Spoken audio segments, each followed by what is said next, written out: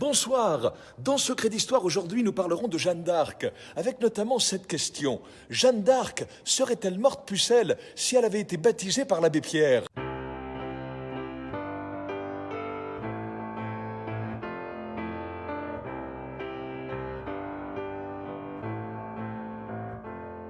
Allez, viens. Bonjour à tous et bienvenue dans l'Instant Paillette. Aujourd'hui, j'ai l'immense plaisir de recevoir ce monsieur. Il a souvent été comparé à Thierry Leluron, imitateur, chanteur. J'ai le grand plaisir de recevoir Yann Jammet. Bonjour Yann. Bonjour Marc, comment ça va ? Ça va bien et toi ? Ça va, ça va. Toi, tu nous viens de Grenoble, c'est ça, tu m'as dit ? Je suis né à Grenoble, j'ai grandi à Grenoble, oui, je suis grenoblois à l'origine, effectivement, mais je suis parisien depuis pas mal d'années maintenant, ouais, quand même. 20 ans presque. 20 ans. Et t'as commencé à imiter très très jeune, t'étais enfant. J'ai commencé à faire des imitations, j'avais 13-14 ans, c'était au collège. Alors les premières imitations, c'était, tu te souviens, t'es quelle année toi ? 87. T'es de 87, ouais, t'es assez jeune quand même. Donc t'as connu le Bébé de Show ? Bah quand même. Tu te souviens du Bébé de Show ? Oui. Non, je me rappelle. Le Bébé de Show, tu sais, c'était avant les Guignols de l'info. Tout à fait, c'était oui, une émission où on caricaturait les hommes politiques avec des marionnettes. Et premières imitations que j'ai faites avant les Guignols de l'info, parce qu'après, évidemment, comme tout le monde, je faisais les voix des Guignols de l'info, mais c'était les voix du Bébé de Show. Là, à l'époque, François Mitterrand, président de la République, Jacques Chirac, tout ça. Et je faisais les voix du Bébé de Show qui à l'époque cartonnait sur TF1. Et quand je faisais ça au collège, dans la cour, d'un seul coup, ça a attiré les regards sur moi. Alors moi au collège, j'étais pas vraiment dans les leaders. Et d'un seul coup, quand je me suis mis à faire ça, boum, je me suis rendu compte que ça a attiré l'intérêt sur moi. Donc là, je me suis dit, il y a peut-être un truc à faire avec ça finalement. Voilà. Et puis voilà, de fil en aiguille, c'est devenu une occupation. Quand j'étais au lycée, après, je sortais des cours le soir. Au lieu d'aller au café, jouer au baby-foot et draguer les filles avec les autres, je rentrais chez moi, je m'enfermais dans ma chambre et j'avais un magnétophone que mes parents m'avaient offert. Et je m'enregistrais sur le magnétophone, mais des fois 2-3 heures tous les soirs, comme ça, je m'enregistrais, je travaillais mes voix comme ça tous les soirs.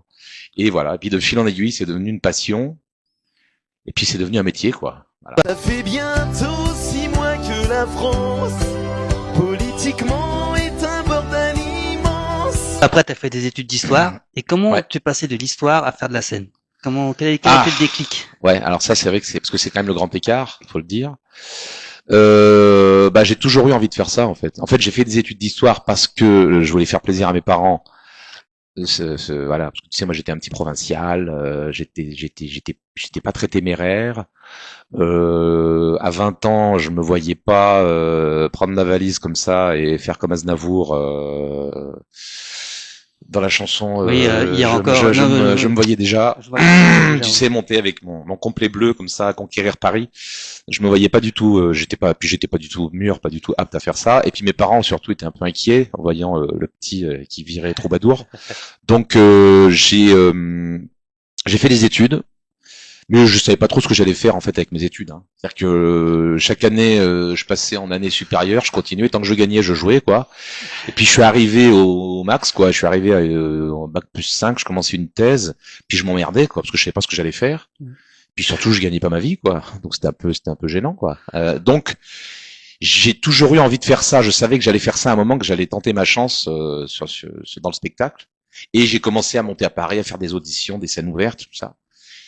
Et puis écoute, voilà. Après j'ai commencé à faire du cabaret à Paris, à Lyon, surtout au début, parce que comme j'étais à Grenoble, Lyon c'était plus près. Et j'ai appris le métier sur les scènes des cabarets lyonnais pendant quelques années. Et voilà, et c'est devenu un métier. Les femmes sont-elles plutôt clitoridiennes ou plutôt vaginales ? On a posé la question à Nabila, elle a répondu aucun des deux, je m'intéresse pas à la politique. Quoi, tu vois, oui, on peut passer des études d'histoire à... Voilà. Mais quand t'as débuté, t'as écrit tes petits sketchs avant pour passer tes auditions ou comment ça Oui, se passait ? à l'époque, je bricolais des sketchs avec, voilà, à l'époque, j'avais bricolé un sketch avec des voix comme ça où c'était vraiment que c'était assez original parce que ça marchait bien. Je faisais des célébrités j'avais fait un sketch comme ça avec des célébrités qui se parlaient au téléphone.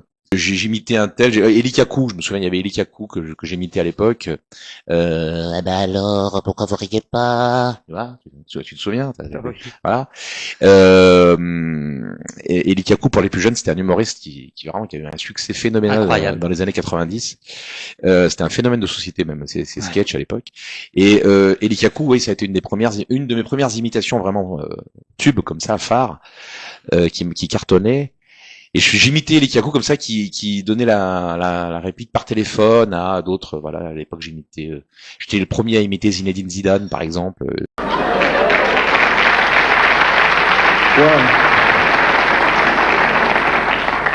Ouais, bonjour, c'est Zizou. Ouais, ça va mieux, ouais. Par contre, vous savez que j'ai complètement arrêté la pub. Hein. Ouais, ça marchait plus trop. Déjà, en marchant sur l'eau, je m'étais fait un claquage. Imiter Marc-Olivier Fogiel, voilà, imiter des gens de l'époque, et ça marchait bien. Je passais aussi très vite, j'avais même pas encore appris vraiment le métier. Je me suis retrouvé à la télé dans une émission sur TF1 qui s'appelait Les Coups d'humour. Une découverte que vous avez. Voilà. Il s'appelle Yann Jamais, absolument. Vous allez voir, il maîtrise les voix à la perfection. C'est ce qui est important avant tout pour un imitateur. Le voici, c'est pour vous, Yann Jamais, un des meilleurs imitateurs de la nouvelle génération. Fortuné, 35 ans. Elle croit toujours que le cunnilingus c'est un nuage. C'était une émission à l'époque qui passait très tard le vendredi soir sur TF1, vers 1h, 2h du matin. Mais c'était très regardé parce que on était à une époque, je vous parle d'un temps que les moins de 20 ans peuvent pas connaître, mais c'était, oui, il y a une vingtaine d'années, c'était une époque où il n'y avait pas encore Internet, enfin il n'y avait pas les réseaux sociaux comme maintenant, il n'y avait pas tous les supports qu'il y a maintenant, et les gens regardaient encore beaucoup la télé. Tout le monde était encore devant le vendredi soir, tout le monde était devant la télé, et les gens traînaient très tard devant la télé jusqu'à des heures, voilà. Et du coup, on avait quand même des fois à 1h du matin sur TF1, on avait encore 1 million de téléspectateurs. Waouh, c'est fou. Ça arrivait, oui, bon. 1 million, c'était vraiment les pointes, hein. Des fois, on était plus sur du 700, 800 000, mais enfin, on avait encore beaucoup de monde devant la télé. Et donc, cette émission, les coups d'humour, qui lançait des jeunes humoristes et qui passait tard, le vendredi soir, ça passait après Julien Courbet, tu sais, après Sans aucun doute. Et ça marchait assez bien. Et je passais dans cette émission alors que j'avais même pas encore vraiment appris le métier, tu vois. Je bricolais des sketchs. Comment t'es arrivé sur cette émission alors que t'étais en plein apprentissage? T'as rencontré quelqu'un? C'est le Non, hasard, je suis allé passer les auditions. Il y avait D'accord. des auditions à l'époque. C'était une émission qui était produite par Gérard Louvain.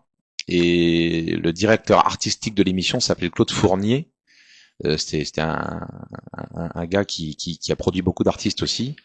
Et voilà, ils aimaient bien ce que je faisais, donc voilà, j'ai été bombardé dans cette émission quand même pas mal de fois. J'ai fait une 15 émissions, je crois.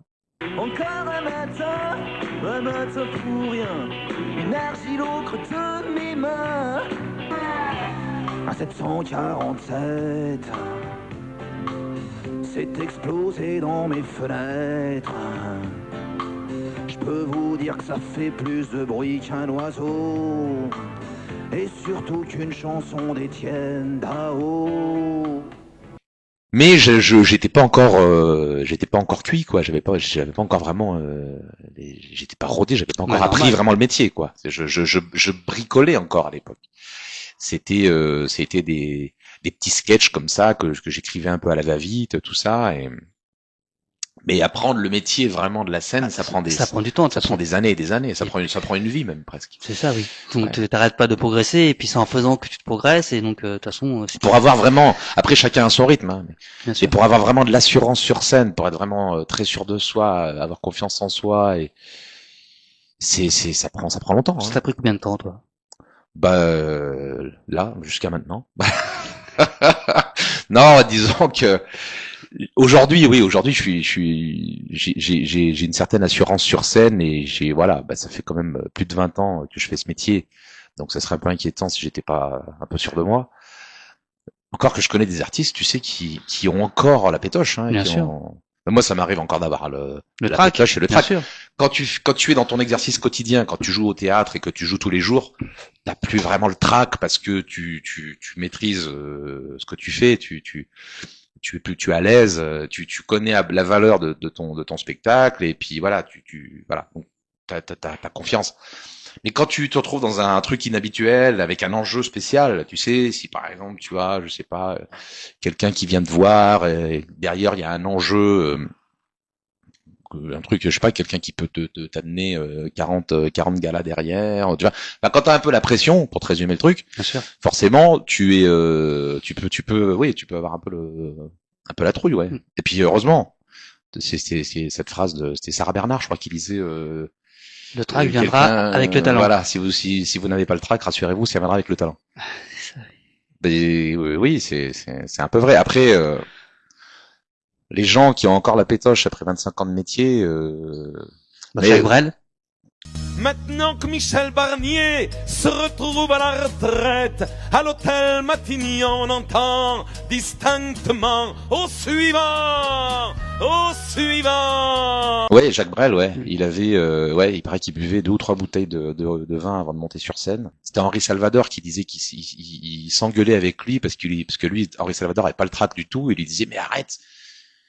C'est que du bonheur, la scène. Tu t'as peur du bonheur, toi? Et l'autre, Jacques Brel, il tremblait. Non, mais après, avoir le trac quand tu fais un nouveau truc, oui. Par exemple, quand t'es comédien, et que t'as 40 ans de métier, mais que tu joues une nouvelle pièce, évidemment que t'as le trac.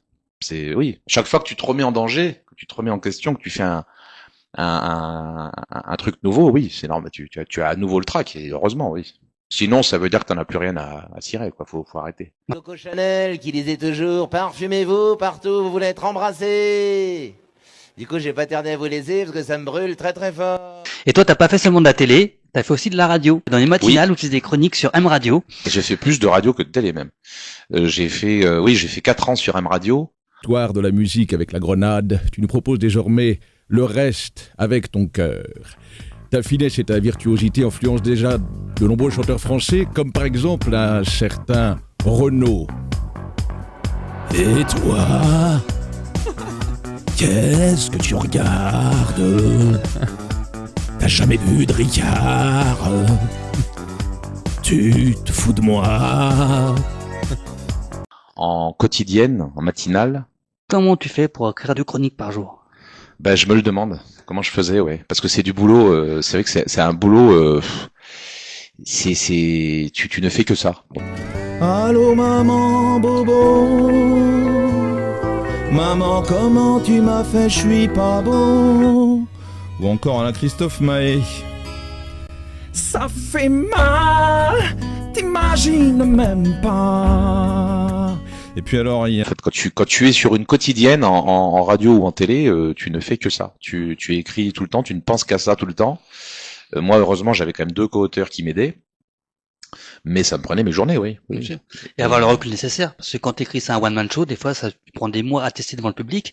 Oui. Là t'écris, tu t'as pas de test, et directement comment tu fais pour avoir le recul nécessaire pour dire là c'est bien, là faut améliorer, là c'est. Tu l'as pas. Tu l'as pas. Parce que tu sais, en quotidienne, quand tu joues tous les jours, quand tu fais une quotidienne et que tu réécris des textes tous les jours, il y a des jours où t'es meilleur que d'autres. Tu peux pas être au firmament tous les jours sur une quotidienne. Après.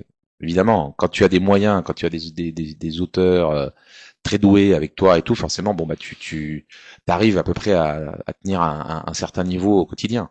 11e album en couleur, avec la juste touche qu'il faut de poésie et des titres qui font mouche. LP me donne envie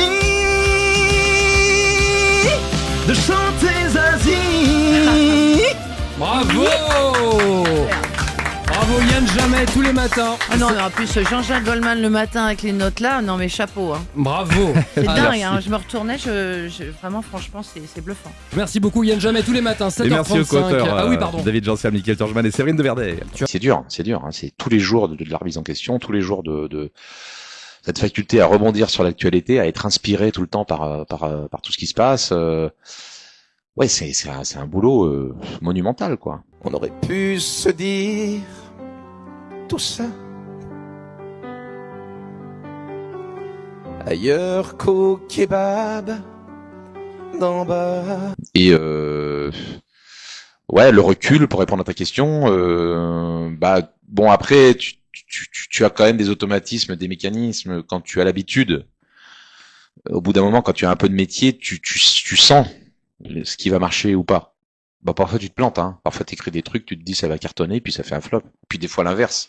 Des trucs que t'as écrit comme ça à la va-vite, et puis qui cartonnent. Mais bon, globalement, quand même, t'as tes repères, quoi. Tu sais à peu près tu connais les mécanismes d'écriture, humoristique. Mais ouais, c'est un boulot de chaque instant. Guitry disait « Si les femmes savaient où on les regarde, elles feraient des économies de coiffeur. » Aujourd'hui, tu es dans un des lieux les plus mythiques de Paris, le Théâtre des Deux Ânes, et dans lequel tu joues 2 pièces. Oui, je suis présent, je suis à l'affiche sur deux spectacles, parce que cette année, il y a plusieurs spectacles au Théâtre des Deux Ânes. Et il y a Macron l'intelligent artificiel, tout un programme. Alors c'est le spectacle de Jacques Maillot, directeur historique du Théâtre des Deux Ânes depuis 30 ans. Jacques Maillot, donc cette année a encore donc sa revue avec dont je fais partie. On est plusieurs en alternance, plusieurs humoristes à tourner sur ce spectacle. Et puis il y a aussi donc Macron l'intelligent artificiel, c'est du jeudi au dimanche. Et puis il y a Régis Maillot, donc neveu de Jacques et humoriste de grand talent également, qu'on retrouve d'ailleurs comme Jacques Maillot on les retrouve tous les deux dans la revue de presse sur Paris Première de lundi par mois. Régis Maillot qui joue son one-man show au Théâtre des Deux Ânes les vendredis samedis et qui a donc créé aussi cette année sa revue Costard Club, ça s'appelle, c'est les mardis et mercredis. D'accord. Et j'y suis également en alternance avec d'autres humoristes. Et ça parle de quoi, ce Costard Club? Ça parle de l'actualité. Le concept, c'est qu'on maltraite l'actualité avec élégance. D'accord. Voilà, comme son nom l'indique, Costard En tout cas. Club. Donc voilà, c'est le chansonnier chic. Satire politique. Satire politique, chic, on appelle ça nous le chic and clash.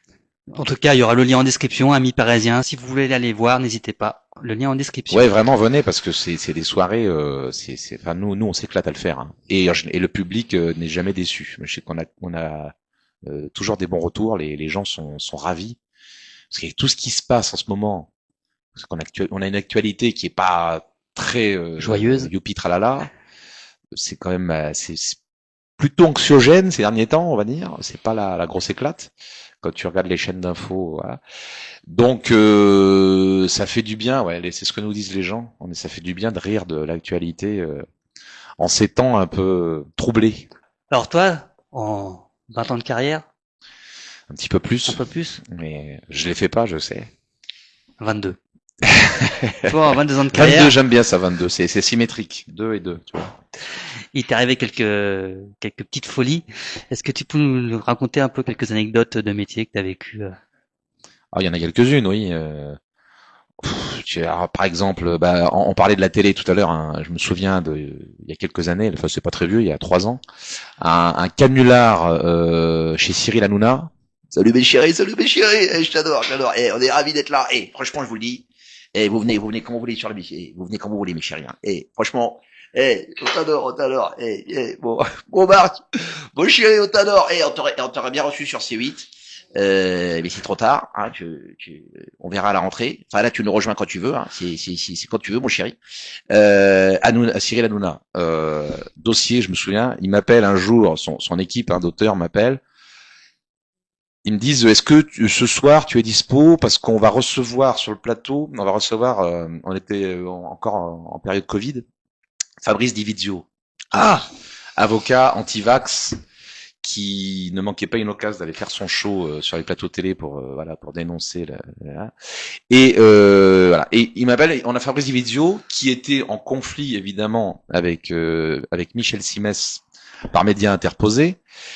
Et moi, j'imite un petit peu Michel Simès. Et bienvenue dans le magazine de la santé aujourd'hui avec Marc en direct sur cette web télé prometteuse aujourd'hui. On est ravis d'être là.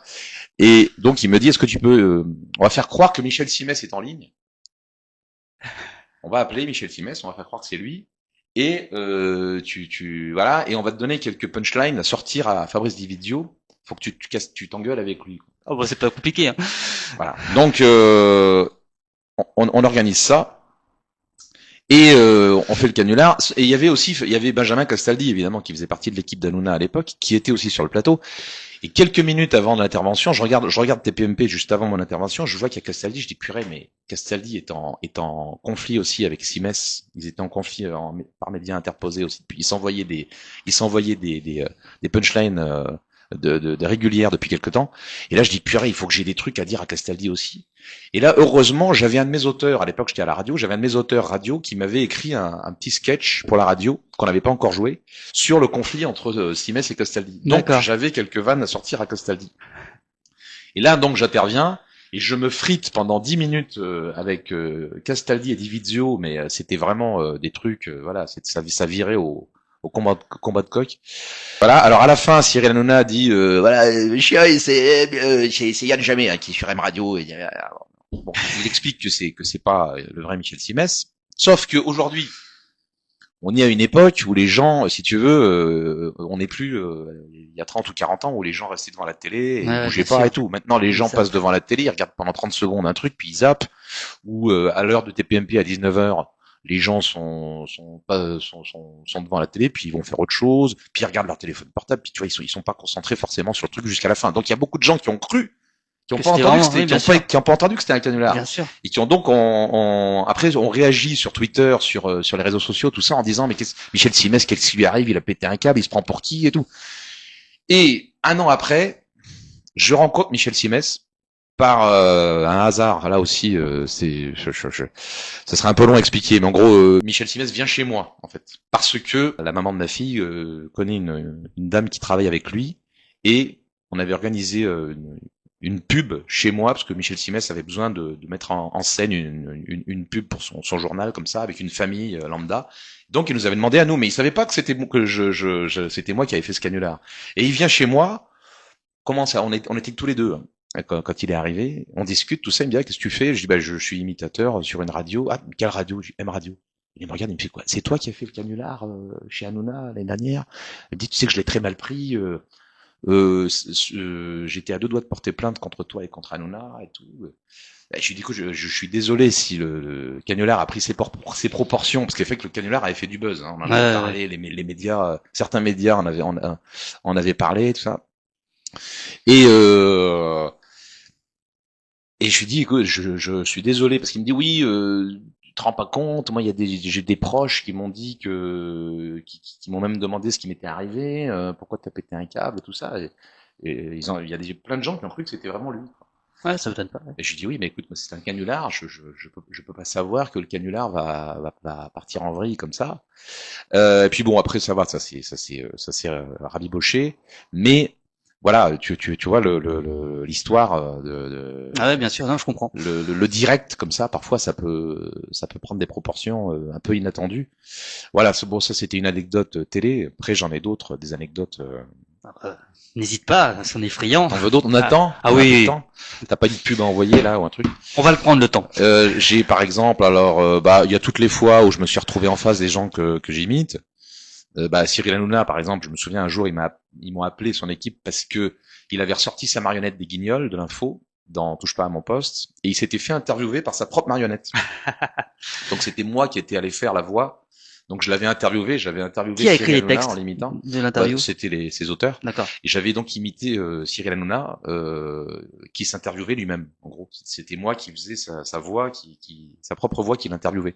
Ça c'est une anecdote parmi d'autres. Toutes les fois, oui, où les gens que j'imitais étaient là. Je me souviens d'une fois au Don Camillo avec Philippe Candeloro qui était dans la salle. Et je l'avais imité sur scène. Alors il était venu me rejoindre après. Ça c'est drôle. Après? Il était venu sur scène après à la fin du spectacle. D'accord. On avait déliré un peu tous les deux sur scène. Oui, il est très sympathique. Il est très sympa, Philippe. Oui, c'est quelqu'un de très gentil. Je me souviens d'une fois au Don Camillo. Alors ça, oui, ça c'est du lourd. Au Don Camillo, un jour, j'arrive et on me dit ce soir, Jean-Marie Le Pen est dans la salle. C'était il y a une quinzaine d'années.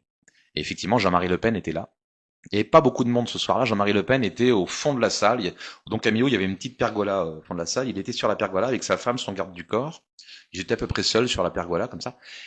Et le reste du public, dans la première partie près de la scène, c'était Carglass, la société Carglass. Carglass répare, qui était là, avec des salariés, des employés de Carglass, quoi. Et dans ce groupe, il y avait beaucoup de jeunes, comme on dit maintenant poliment, issus de la diversité. Et il y avait même une fille qui avait un hijab. Et donc ce soir-là, je monte sur scène et je me retrouve donc, ça je pourrais le dire dans mes mémoires quand même, j'ai joué devant un public dans lequel il y avait un groupe de jeunes dont au moins la moitié était issue de l'immigration, avec une fille en hijab, et Jean-Marie Le Pen au fond de la salle avec sa femme et son garde du corps. Voilà, ça fait partie des petites choses comme ça que tu racontes après. Et est-ce que dans ce spectacle, t'imitais Jean-Marie Le Pen à un moment ou à un autre du spectacle? Écoutez, oui, n'est-ce pas? Il m'est arrivé de l'imiter, mais ceci n'est qu'un détail, n'est-ce pas? Mais pas ce soir-là. Je l'ai pas mis. Je l'ai pas fait ce soir-là, non. Et toi, tu chantes aussi, parce que t'es imitateur, chanteur. Cette nuit, j'ai croisé Sarkozy. Près de nous sifflait un merle.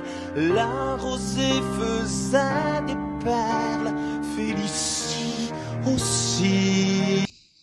Je chante, bien sûr, oui. D'ailleurs, on a la même prof de chant, toi et moi. Tout à fait. Isabelle Charles. Qu'on recevra bientôt. Qui devait venir aujourd'hui, mais qui sera, il y a eu un empêchement, qui sera là le 19 avril. Oui. Je la remplace. Donc abonnez-vous pour pas la louper, parce que là, ça va être aussi du lourd, je vous annonce. Ah oui, Isabelle Charles, c'est toujours un grand moment. C'est un grand moment, oui. Bon, en tout cas, merci beaucoup. Je t'en prie, Marc, avec plaisir. Très gentil de venir. Nous, la semaine prochaine, on aura encore un imitateur avec une voix des guignols et des minicums. Pour les trentenaires, ça va vous rappeler des souvenirs. Ah, laisse-moi deviner. Est-ce que ce serait pas un imitateur qui s'appelle Mathieu? Oui. Oui, Mathieu Schalk. Mathieu Schalk. C'est un ami. Eh ben, il sera avec nous la semaine prochaine. Donc, abonnez-vous et retrouvez. C'est une spécial imitateur en ce moment. Hein. Exactement. Mais je suis fan des imitateurs. Mais t'as bien raison. Moi aussi. Prenez soin de vous et on se voit la semaine prochaine. À bientôt.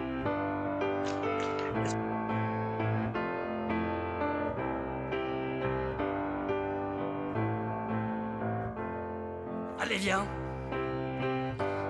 Viens m'aimer. Viens profiter de la vie, viens. Je vais t'aimer, ouais. Viens, on va faire des folies, viens.